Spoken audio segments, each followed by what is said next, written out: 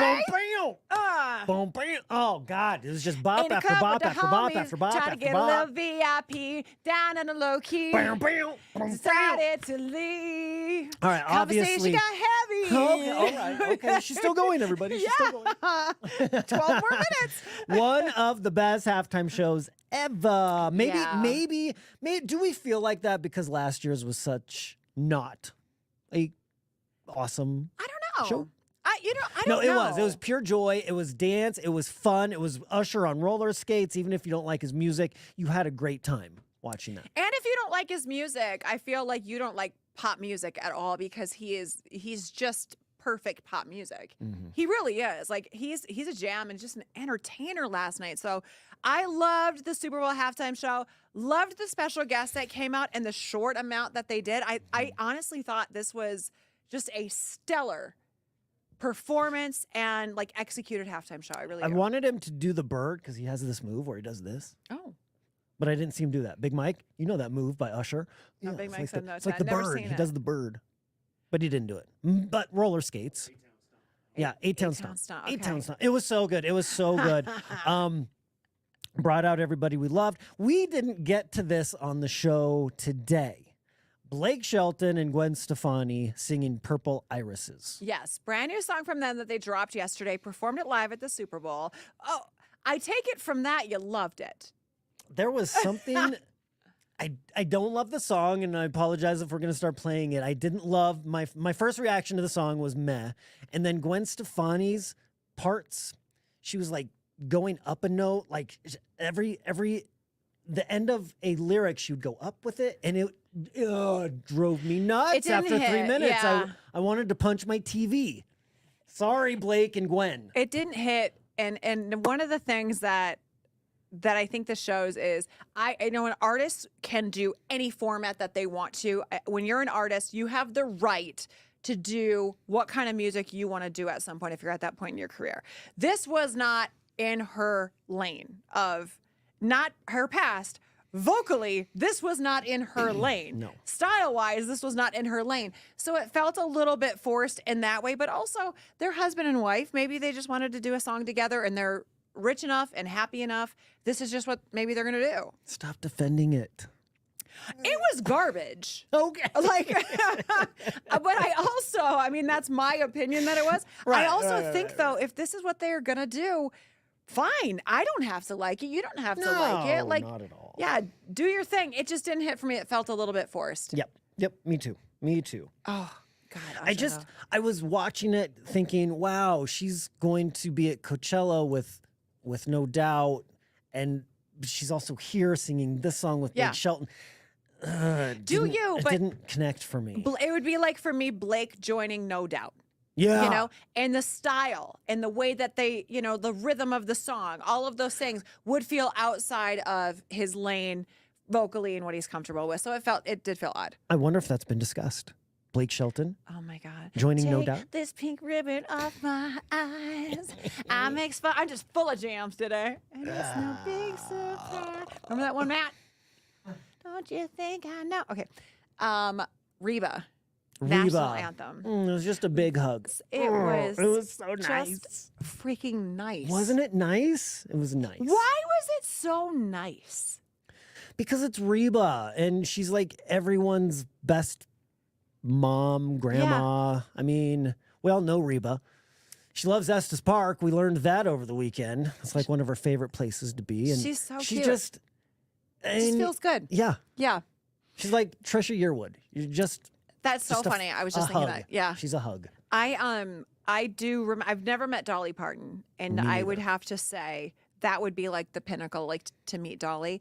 But one of the years that we were at the CMAs, Reba had never come through before, ever come through for interviews. And there was like, oh, Reba's coming this year. And I had nervous heartbeat, you know, like butterflies in my stomach. And it wasn't like, oh my God, how do I have to nail this interview? I wasn't putting my job first. Let's be honest. I was like, oh my God, I don't even know what I'm going to say to her because I love her so much just as a person. Yes. And it was that. I'm like, there's no reason other than it's Reba and you're fantastic and fun. Reba's death row meal is a Sonic hamburger with ketchup, mustard, and then tater tots. That's her death row meal. How do you know that? That is so morbid and odd. God, I was just saying, like, she feels like a warm hug. So if She's we were so- to kill her off, No. She's just here's down to what earth. she's eating.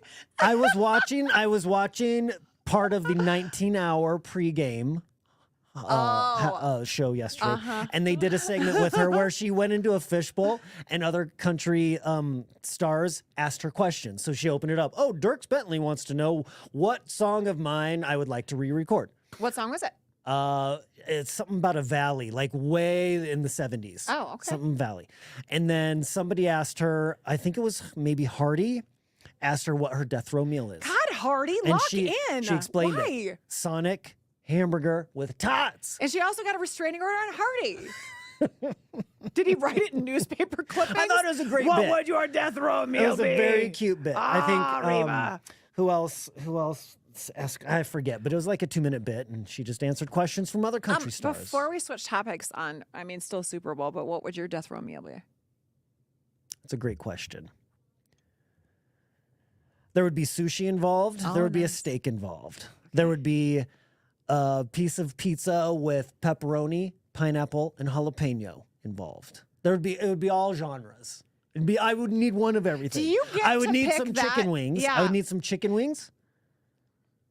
They're killing you. Like, they're not gonna, like, it's like one thing. I was like, for me, blueberry pancakes. I would need a hamburger with cream cheese and jalapeno on it. Jesus. Because cream cheese on a hamburger is, to quote Big Mike, fire. Okay. So pizza, chicken wings, cream cheese cheeseburger, Bunch of sushi sushi, rolls. Steak. I don't Cooked think medium rare. Oh. they're not going to have to kill you. You're going to have a heart attack before you go. Jesus. I would want one of everything. 6 pieces of cheesecake, different flavors. Cheesecake, Yeah. for sure. For sure. What would yours be? Blueberry pancakes. Blueberry pancakes. Yeah. That would be your last meal. I think so, yeah. The ones that Ian makes, if I'm being sweet. He makes really good pancakes. Yeah. I'll just get a Mother's Day without the dying part. So it'd be great. Blueberry pancakes. They're so good. That's so boring. They're so good. So boring. No, you get the butter bite in the middle and just put it in your face. Oh, that butter bite is good. I want to go back into Travis Kelce pushing Andy Reid. We talked about it on the air. We talked about it a little bit on the air, but this is during the post show where you can pop off a little bit, right? Yeah. He acted like a real jerk. It was so disgusting. I'm not into cancel culture. He shouldn't be canceled. Let me make this clear. Andy Reid should have come out, instead of saying I like my players passionate, should have come out and said, I will never allow any human being in whatever, not even a workplace, to push somebody else and to yell at them in the face. He could have set such a good example for society. Travis Kelce, stop being a puke.